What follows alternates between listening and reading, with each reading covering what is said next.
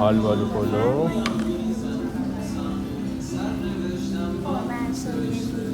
معنی مادر شوهر رو میده. خانم دوستی. بله. غنچه دوستی معنی خواهر شوهر کوچیکی که هنوز ازدواج نکرده رو میده. غنچه دوستی. بله. غنچه است هنوز. آره دقیقاً غنچه.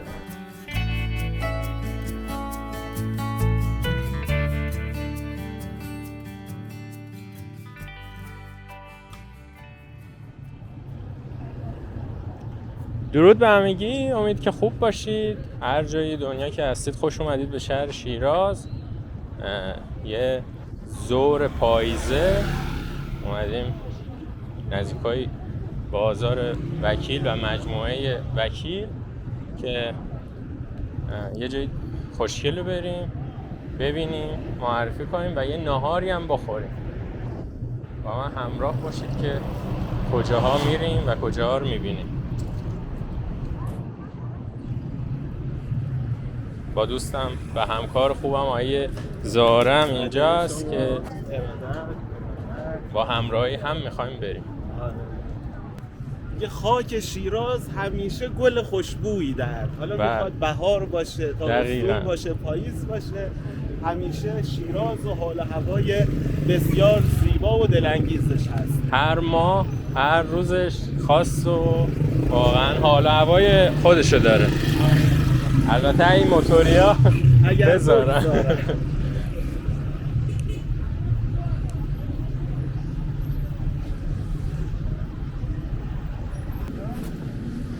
رسیدیم به آرامگاه کریم خان زند، موزه پارس که داخلش گفتن بدون مجوز نمیتونیم ویدیو بگیریم، ما هم از بیرونش میگیریم. این هم از موزه پارس. امید که مجوزمون جور بشه.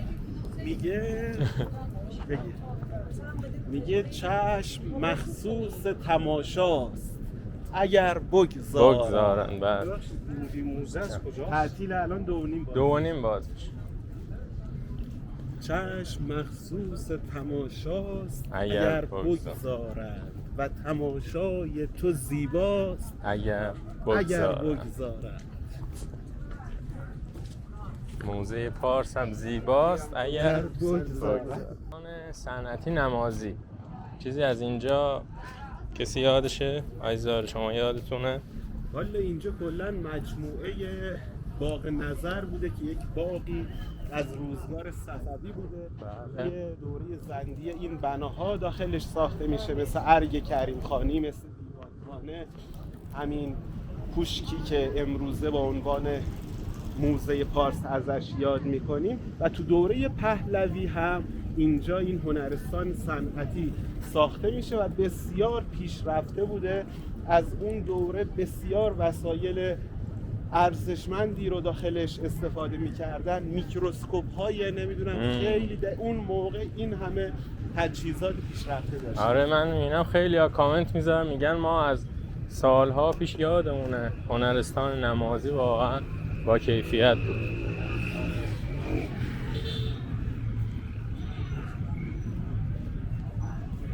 اینجام که بساط دوستان دست فروش هست.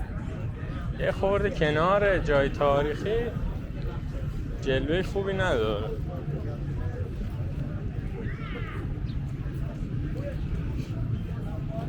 یه شهریست شلوغ با هیاهویی چند، بازار سیاه چشم و ابرویی چند، هر گوشه این شهر بساطی پهن است، ای عشق دل شکسته کیلویی چند.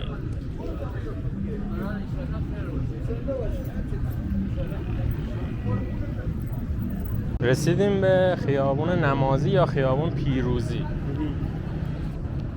و میخوایم به اوبر خیابون. کوچه 4 ایبری یا اوبره؟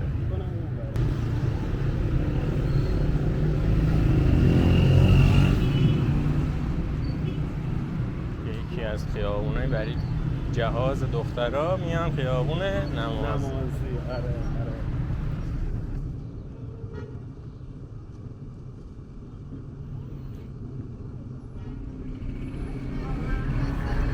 کوچه دهنادی.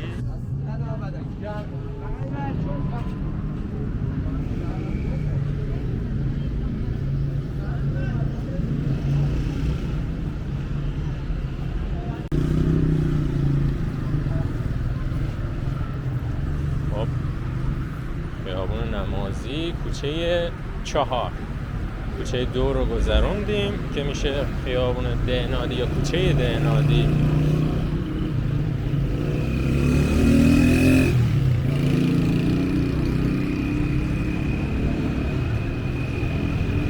برای اونایی که روی نقشه میان، خیابان پیروزی کوچه 4 هست.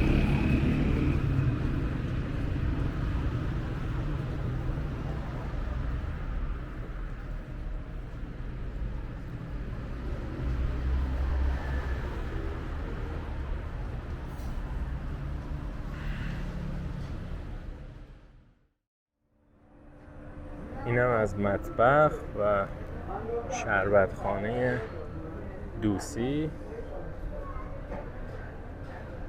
فضای متفاوت، سرسبز، اون حس دیوارای کاهگلی هم به آدم آرامش میده.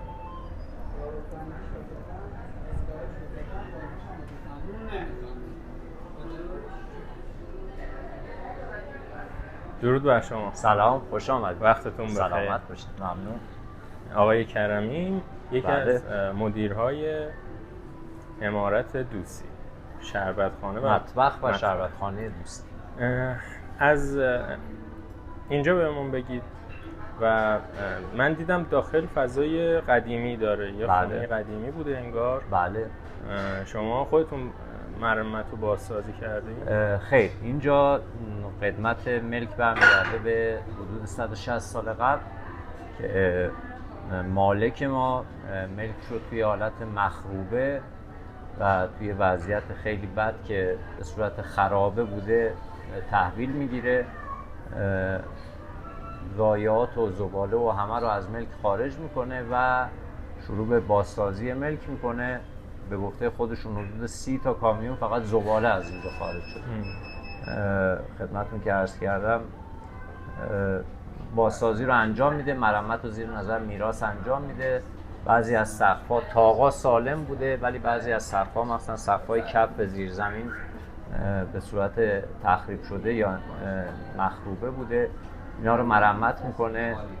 حیاط رو در حقیقت درخت خشک شده بوده، یه هزینه خیلی سنگینی میذاره، درخت رو احیا میکنه با هوادهی به ریشه درخت رو دوباره برمیگردونه و زنده میکنه. حیاط درختی که توی حیاط هست درخت خشک بوده تقریبا ولی موفق میشه که ریشه درخت رو احیا کنه. اینکه احیا گفتید یادم به اون انسانایی میفته توی بیمارستان احیاشون میکنن. آره دقیقاً با یک درخت مثل یک آدم بله. و انسان مجبور میشه چند تا چاه توی زیرزمین حفر کنه، از طریق چاه‌ها در حقیقت هوادهی میکنه به ریشه درخت و بعد از مدت اینم یه مهندس کشاورزی بهش آموزش میده و مشاوره میده بهش، موفق میشه که درخت رو در حقیقت احیا کنه. درخت مجددا شروع میکنه به رشد کردن و الان اگر حیاط خیلی کوچیک و جمع و جوره ولی همین حیاط بدون این درخته اصلا صفایی نداره. از دکورتون واقعا نمیشه چشم برداشت. هر چیزی که آدم میبینه یاد خونه مادر بزرگا میفته. سعیمون بر این بوده که آره، چون ما روزی که اسم دوسی رو واسه اینجا انتخاب کردیم و دوسی هم توی گویش شیرازی به معنی مادر بزرگه، از همون اول سعی میکردیم هم تو بحث پخت و طعم و عطره‌ای به غذاهامون و هم تو بحث دکور و چیدمان و فضایی که فراهم میکنیم سعی میکردیم که به اون دوسی و کلمه دوسی و سبک خونه مامان بزرگا وفادار بودیم. چه زیبا.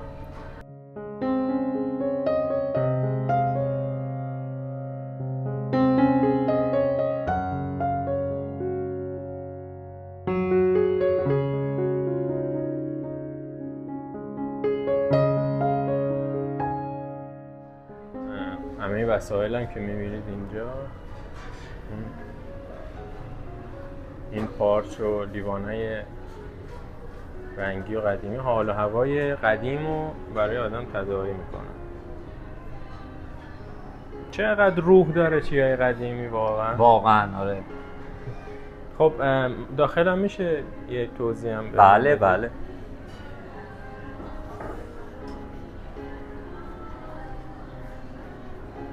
اینجا ورودی 3 دهن مغازه بوده که طبق همون چیزی که قدیم توی سند قدیمی ملک بوده 3 دکان بوده. البته وضعیت مقدار فرق میکرده. این کوچه‌ای که الان سطحش اومده بالا تقریبا 1.5 متر پایین تر بوده و هم سطح اون کوچه پایینی بوده. جلو این مغازه ها پله میخورده و میومده بالا. شما خودتون اینو مالک ما با اجازه‌ای که بعد از خرید ملک از شهرداری میگیره سطح کوچه رو میاره بالاتر و خدمتون که عرض کنم به این شکل ورودی کوچه پله میذاره که ورود و خروج به مغازه ها راحت‌تر باشه. این طاق‌ها همه به همین شکل بوده. طاق‌ها همه قدیمیه، مال ملک 160 سال قبله. بله. خدمتون که عرض کنم حیاط سنگ‌ها، دیوارهای آجوری و طاق‌ها و دریچه‌های حیاط همه همون ساختار 160 سال قبل رو داره، فقط درا جدید شده و بازسازی و نوسازی شده. اینجا هم نوشته صلح صفا. صلح و صفا، بله. اینا رو این دوتا رو خودمون کار کردیم. اینجا هم قسمت آشپزخونه است. این برام قسمت آشپزخونه است، بله. این دوتا آینه هم از بیرون نگاه کنید باز جمله دیگه ای نوشته شده.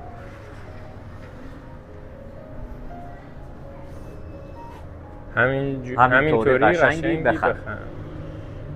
من پیکم توی امروز صبح توی خیابون دیدم پشتش نوشته بود چطوری؟ آره اینا هم یه سری واژه‌هایی که مربوط به فرهنگ در حقیقت شیراز قدیم بوده، هم اصطلاحات، اینا رو ما سعی کردیم توی پیجمون حالا هر روز یکی از استوریایی که بله یادآوری کنیم. چیزای زیادی از دور و برمون این چیزا یادمون میره که اصطلاحات چی بود، وسایل چه رنگ و لعابی داشت. این دیوارای کاگل که میگن پشت چقدر آرامش هست. دقیقاً. به جای سیمان سرد هم از نظر اقلیمی و هم اینا دیواراییه که توی خونه‌های قدیمی باعث می‌شده که تابستونا هوا خنک، زمستونا هوا گرم باشه. هنوز زیرزمین‌های قدیمی این حسه رو داره که شما تو زیرزمین‌های قدیمی تابستونا هواش خنک‌تره، زمستونا هوا گرم‌تره. و همینجا هم زیرزمینش باز به همین شکله. خب بریم ببینیم با اجازت. ما هنوز خیلی از مشتریایی که میان حتی شیرازی‌ها نمیدونن که مثلا دوستی معنی مادر بزرگ میده، خانم دوستی معنی مادر شوهر رو میده، خانم دوستی بله، قنچه دوستی معنی خواهر شوهر کوچیکی که هنوز ازدواج نکرده رو میده. قنچه دوستی، بله قنچه است هنوز نشده. آره دقیقاً قنچه. گل دوستی معنی خواهر شوهر بزرگ رو میده. بهار دوستی معنی خواهر زن میده. اینا رو هیچ کدوم نمیدونن. خیلی ها خوبه که الان گفتید یادآوری. آره اینا اصطلاحاتیه که از خود واژه دوستی گرفته میشه. دوستی هم ریشش اینم ما نمیدونستیم خودمون. یکی از مشتریای خودمون یه بار اومد و برامون توضیح داد که از 2 یعنی زنی که سنش از 2 تا 30 سال رد شده، از 60 رد شده. آره از ریشش از 2 تا 30 سال رو رد کرده. خیلی هم عالی. بریم بفرمایید.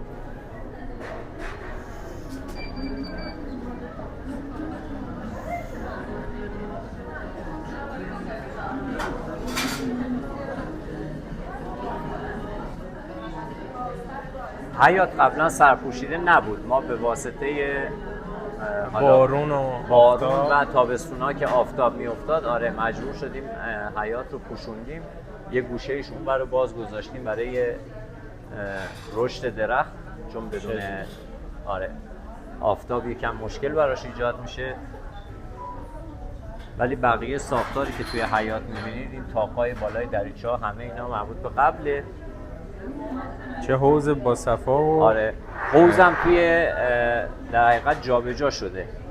حوض توی اون ملکی که مالک ما خریداری میکنه اون گوشه حیاط بوده، بله. بعد حوض رو جابجا میکنه به وسط و با همون سنگ ها و با همون مساله‌ای که داشته حوض رو مجدد دوباره میسازه.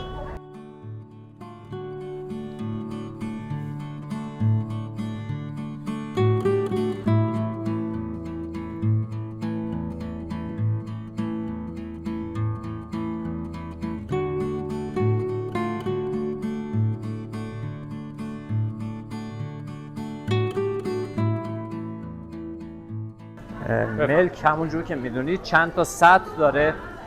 اینجا یه سطح باز کف، یه سطح با کوچه اختلاف سطحی داره و پایین ترین سطحش میشه سطح زیر زمین. الان زمین بغل ما که زمین کناریمون میشه سطحش تقریبا 3 متر از اینجایی که تو حیاط وایسادیم بالاتر و این خودش یه جذابیتی داره. یه در از توی زیر زمین به کوچه داریم، میتونید تشریف بیارید.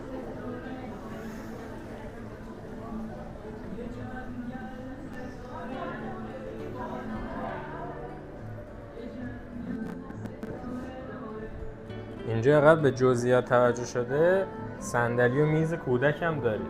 بله، برای حالا چه خوبه که ما مشتریان. فرزندانمون بیاریم اینجور جا به جای لوکس و آره دقیقاً پرزر و برق. اینجور جا هم توی شیراز هست، توی شهر هست. باید فقط یه خورده دقتمون بیشتر کنیم. دقیقاً ملک‌های خیلی قشنگی توی این منطقه شهر.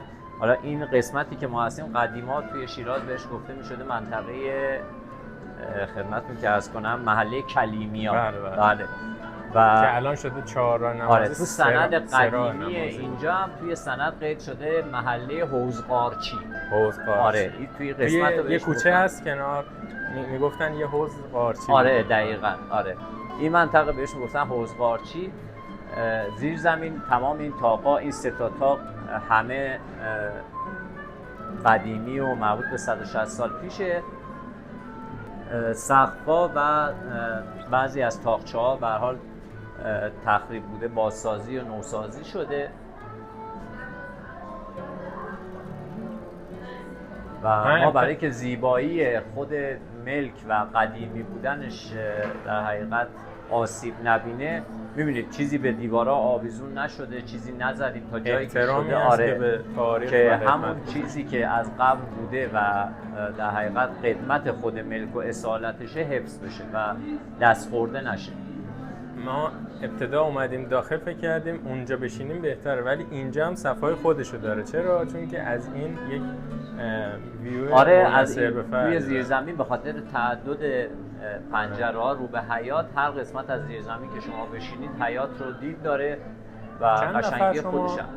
ما 75 نفر ظرفیتمونه. بعد مثلا برای یه مراسم خانوادگی یا خصوصی هم امکان داره. ما دقیقاً امروز شنبه است، یک شنبه هفته گذشته تو همین رستوران شب مراسم عقد داشتیم. بله. چه خوب. اون میزی که توی حیاط هست جمع شده بود، خنچه عقد اونجا چیده بودن، میز عروس و دوماد اونجا بود. حالا دعوتی هاشون هم خیلی کم بودن، یه مراسم حدوداً 30 نفره 35 نفره بود، ولی مراسمشون همینجا گرفتن. چه خوبه. فکر میکنن خونه مادر بزرگامون. بله، ما عصر رو در اختیارشون گذاشتیم، اومدن خنچه عقد رو چیدن. خانم از ساعت 4-5 بعد از ظهر اومد و تمام پذیرایی و همه چی هم با خودمون بود. شام هم همینجا میل کردن و آره مراسم زیاد گرفتیم. ما چند تا الان مراسم عقد داشتیم، مراسم خدمتتون نامزدی داشتیم، مراسم لولاندازون، آرمداری، اینا از اون مراسم قدیمی شیراز خودمون زیاد. ما ایونت داشتیم اینجا، ایونت یک کتاب مربوط به یه شاعر قدیمی شیرازی، ابو اسحاق اطعمه.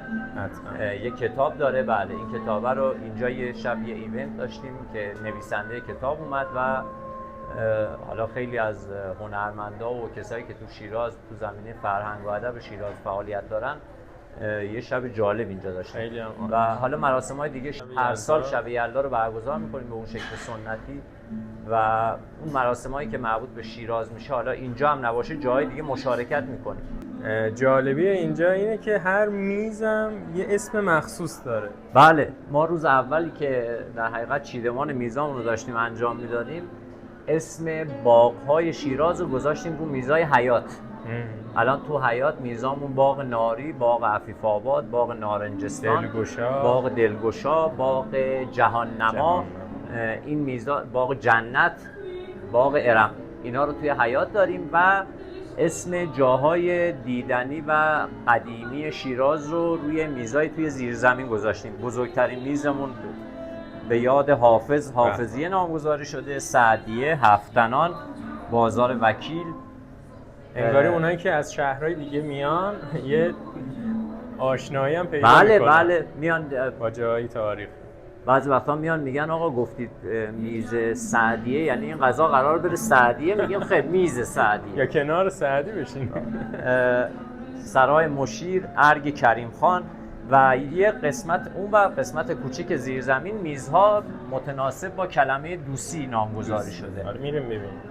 همونجور که خدمتتون عرض کردم، میز قنچه دوسی، میز گل دوسی یعنی خواهرزن، قنچه دوسی یعنی خواهر شوهر کوچیکی که هنوز ازدواج نکرده، بهار دوسی یعنی خواهر شوهر بزرگ، دوسی که خود اسم مجموعه و مطبخ هم هست مادر بزرگ، و خانم دوسی. پس کسی بخواد قنچه دوسی و اینا رو دعوت بکنه مهمانی میتونه این میزا بله مخصوص این میزا رو میگیرن. بله دقیقاً. و این هم نامگذاری میزامون در حقیقت متناسب با اسم مجموعه است.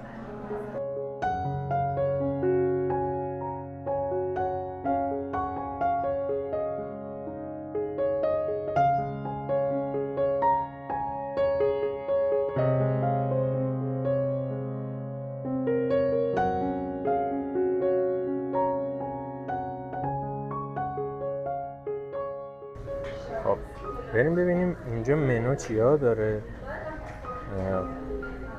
منو جالبی داره. اول از تیلیت شروع میکنیم. تیلیت دیزی، پلو کته ساده، زرش پلو، آلبالو پلو، کلم پلو شیرازی، شکر پلو، شیرازی پلو، غنبر پلو، دمی گوجه. حالا چه اینجا نوشتن سماق برای یعنی تیترش با سماق. کباب سنگی، کباب کوبیده، جوجه درباری، کاسه کباب و کباب تابه‌ای. خورشته که داره، قاطق، قورمه عشایری، قورمه عشایری، شامی، کله گندشکی. کله گندشکی چیه؟ حالا همون گوشته قرمز شده باید باشه. دو پیازه آلو، گشت بادمجان و این چی؟ مخلل. مخلل. این چیزی اطلاعاً خلالی داخلش. سوپ دوسی، آش دوب. این بر چیا داره؟ پاسفره‌ای، سالاد دوسی، سالاد شیرازی، زیتون شور. دیگه اینا هم میبینید. شیرین کاما، حلوای زرد. حلوای کاسه نداره. شربت خونه، چای خونه. و یه نکتم که هست با اینم توضیح دادن دوسی چرا اسم اینجا دوسی هست. چرا؟ دوسی در گویش شیرازی به معنای مادر بزرگ هست و تلاششون بر اینه. خانم دوسی یعنی چی؟ هماروس میشه. نه خانم دوسی میشه مادر شوهر. مادر شوهر. آره و اینه تلاششون بر اینه که غذاهاشون طعم همون غذاهای مادر بزرگهای ما رو بده، اون عطر و طعم و حلاوتی که داشته. آره. خب سفارش ما هم رسید. آلبالو پلو، قورمه عشایری.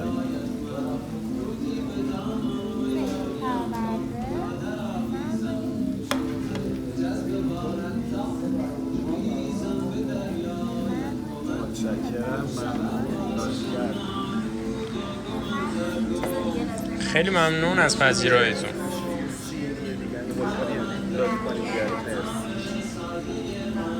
خب این هم از سفارش‌های ما که انقدر که خوشگله آدم دوست نداره بهش قاشق بزنه. خب این هم قورمه مچه. خب جای شما خالی، ما بریم برای خوردن غذاهای خوشمزه و خوشرنگ و لعاب. خب این هم از دوسی، از خانم دوسی، بهار دوسی، گل دوسی و غنچه دوسی. خیلی ممنون که تا اینجای ویدیو با ما همراه بودید. حتما ویدیوها رو لایک کنید، کانال رو سابسکرایب کنید تا ما انرژی داشته باشیم جای مختلف شیراز رو بهتون نشون بدیم. ممنون از سفره‌خونه و شربت خانه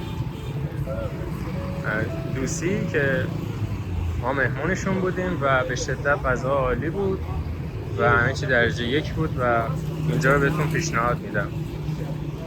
داریم میریم به سمت سرای نمازی. اینم از آدرسش که از ابتدا تا انتها بهتون نشون دادم.